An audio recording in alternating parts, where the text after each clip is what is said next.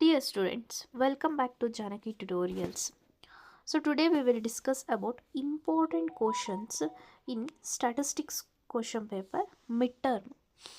So in a statistics mainly there are 8 chapters, right? Okay.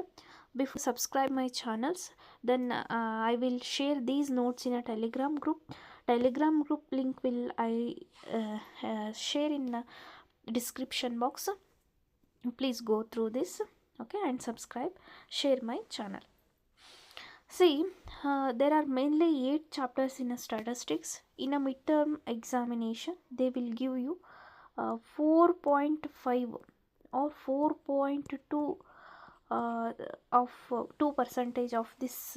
It means 50 percentage they will give a midterm examination, but in the part of interpolation, it's a very small topic, but a remaining 5, 6 and 7, 8 chapters are very large. That's why they given a 4.2. It means for 50-60% of the chapters they will give in the midterm examination.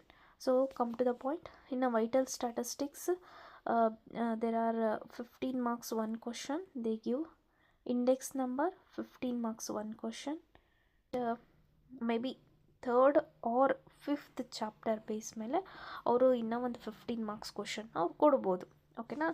So ಈ 4 chapters base ಮೇಲೂ 5 chapters base ಮೇಲೂ 5 marks question 1 R 2 fix ಇದ್ದೇ ಇರ್ತವೆ.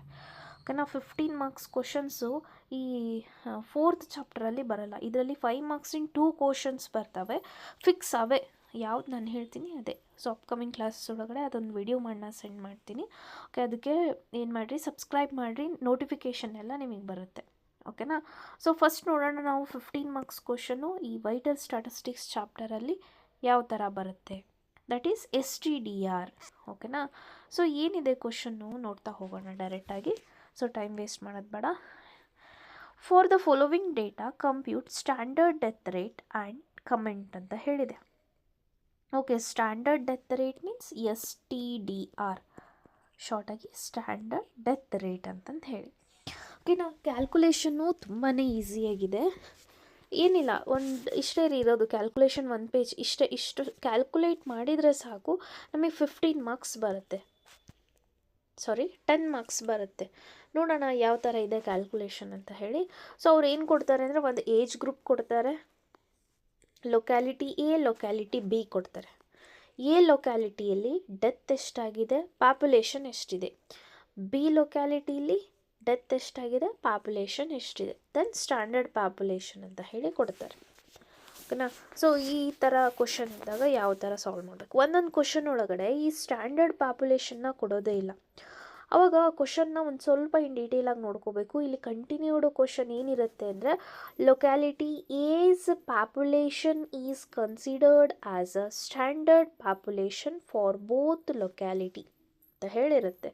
ಅಂದ್ರೇನು, A locality ಏನು population ಐತಲ್ಲ, so ಅದನ್ನೇ ಏನು ಮಾಡ್ತಾರೆ, A ಆ್ಯಂಡ್ Bಗೆ ಸ್ಟ್ಯಾಂಡರ್ಡ್ ಪಾಪ್ಯುಲೇಷನ್ ಅಂತ ಕನ್ಸಿಡರ್ ಮಾಡಿರಿ ಅಂತ ಕೊಡ್ತಾರೆ. ಅವ್ರು B ಲೊಕ್ಯಾಲಿಟಿ ಪಾಪ್ಯುಲೇಷನ್ ಆ ಥರ ಕೊಡ್ಬೋದು. ಸೊ ಇಲ್ಲಿ ಕೊಡಲಿಲ್ಲ ಅಂದರೆ ಇವೆರಡರಲ್ಲಿ ಒಂದಾದರೂ ನಾವು ಕನ್ಸಿಡರ್ ಮಾಡಬೇಕು ಅಂತ ಕ್ವಶನಲ್ಲಿ ಆಲ್ರೆಡಿ ಇರುತ್ತೆ. ಓಕೆ, ಸೊ ಅದಕ್ಕೆ ಫಸ್ಟ್ ಗಿವನ್ ಕ್ವಶನ್ ಏನಿರುತ್ತಲ್ಲ, ಯಾವುದಾದ್ರೂ ಸಬ್ಜೆಕ್ಟ್ ಆಗಲಿ ಇನ್ ಡೀಟೇಲ್ ಆಗಿ ಅನಲೈಸ್ ಮಾಡ್ಕೋಬೇಕು. ಸರಿ, ನೆಕ್ಸ್ಟ್ ನೋಡ್ತಾ ಹೋಗೋಣ. ಫಸ್ಟ್ ಏನು ಮಾಡಬೇಕು ಅಂದರೆ, ಫಸ್ಟ್ ಸ್ಟೆಪ್ಪು ASDR ಅಂತ ಒಂದು ಫಾರ್ಮುಲಾ ಬರುತ್ತೆ.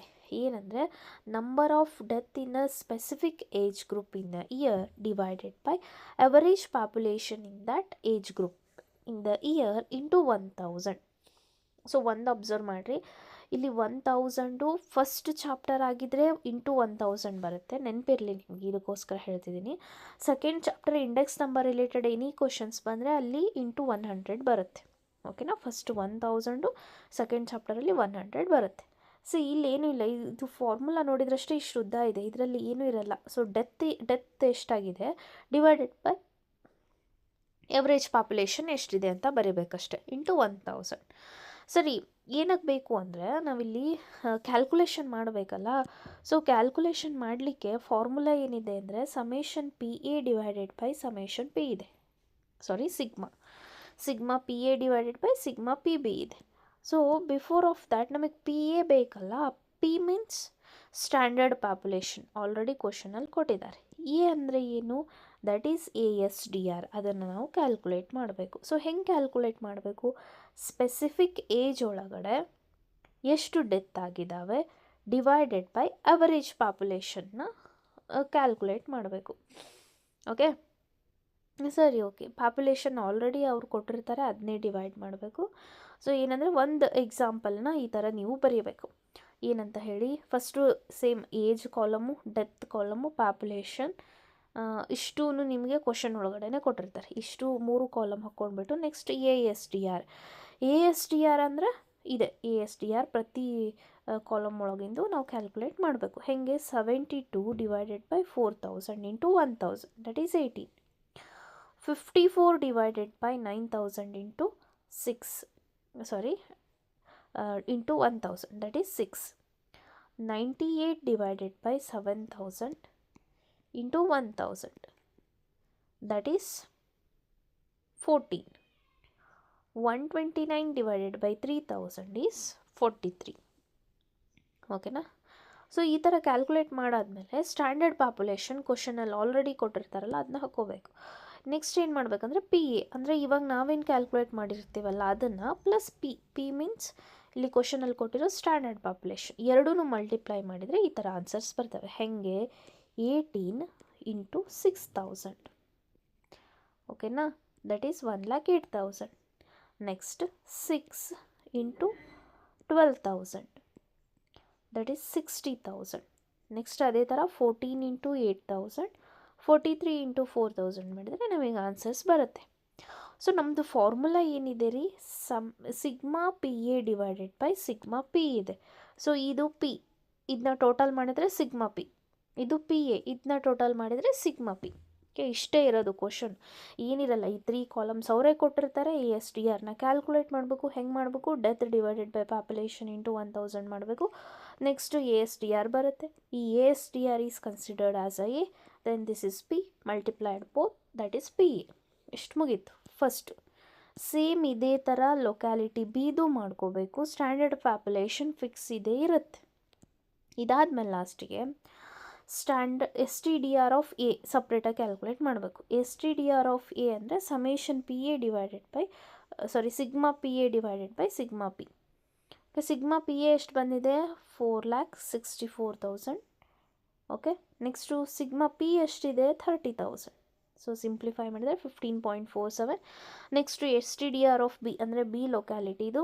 ಸೊ ಬಿ ಲೊಕ್ಯಾಲಿಟಿದು ಇಲ್ಲಿ ಬಿ ಅಂತ ಹೇಳಷ್ಟೇ ಬರೆದಿದ್ದೀವಿ, ಇಲ್ಲಿ ಎ ಅಂತ ಹೇಳಿ ಬರೆದಿದ್ದೀವಿ. That is 4,28,000 divided by 30,000. That becomes 14.27. So comment ಅಂತ ಕೇಳಿದ್ದಾರೆ ಕ್ವಶನಲ್ಲಿ. ಕಂಪಲ್ಸರಿ ಅವ್ರು ಕೇಳಿದ್ರು ಕೇಳಲಿಲ್ಲ ಅಂದರೂ ನೀವು ಬರೀಬೇಕು. ಅದಕ್ಕೆ 1 or 2 ಮಾರ್ಕ್ಸ್ ಇರುತ್ತೆ. ಓಕೆನಾ? ಸೊ ಇದನ್ನು ಅಬ್ಸರ್ವ್ ಮಾಡಿದರೆ ಏನು ಬರುತ್ತೆ? ನಾವಿಲ್ಲಿ ಡೆತ್ತನ್ನು ಕ್ಯಾಲ್ಕುಲೇಟ್ ಮಾಡ್ತಿದ್ದೀವಿ, ಹೌದಾ? ಲೊಕ್ಯಾಲಿಟಿ ಎನಲ್ಲಿ 15.47 ಅಷ್ಟು ಡೆತ್ ಆಗಿದ್ದಾವೆ. ಲೊಕ್ಯಾಲಿಟಿ ಬಿನಲ್ಲಿ 14.27 ಅಷ್ಟು ಡೆತ್ ಆಗಿದೆ. ಸೊ ಹಾಗಂದ್ರೆ ಇಲ್ಲಿ ಹೆಲ್ದಿಯರ್ ಯಾರು? ಯಾವುದು ಜಾಸ್ತಿ ಇರುತ್ತಲ್ಲ ಅದಾ? ನೋ, ಇದೇನು ಜಾಸ್ತಿ ಆಗಿದೆ ಅಲ್ಲ percentage, this is death percentage. Death increase ಆಗಿದೆ ಅಂತ. ಸೊ ಇಲ್ಲಿ ಇದಕ್ಕೆ ಕಂಪೇರ್ ಮಾಡಿದರೆ ಇದು ಜಾಸ್ತಿ ಡೆತ್ ಆಗಿದೆ ಅಂತ, ಹೌದಾ? ಸೊ ಅದಕ್ಕೆ ಇವಾಗ ಕ್ವಶನ್ ಏನಂದರೆ ಹೆಲ್ದಿ ಬೇಸ್ ಮೇಲೆ ಇರುತ್ತೆ. ಡೆತ್ ಜಾಸ್ತಿ ಇದೆ ಅಂದರೆ ಆ ಲೊಕ್ಯಾಲಿಟಿ ನಾವು ಹೆಲ್ದಿ ಅಂತ ಹೇಳೋಕ್ಕಾಗಲ್ಲ. ಎಲ್ಲಿ ಡೆತ್ ಕಡಿಮೆ ಇದೆ ಅಲ್ಲ, that locality is called as a healthier locality, ಹೌದಾ? ಹಾಗಂದರೆ locality B is more healthier than locality A. That is STDR of B is less than STDR of A. It means ಇಲ್ಲಿ death ರೇಟ್ಸ್ನ ಹೇಳ್ತಿದ್ದಾರೆ. ಓಕೆನಾ? Locality B is more healthier. Okay, explanation understand ಆಯಿತು ಅಂತ ಅಂದ್ಕೊತೀನಿ. ಚಾನಲ್ನ ಮರೀದೆ ಸಬ್ಸ್ಕ್ರೈಬ್ ಮಾಡಿ. Thank you.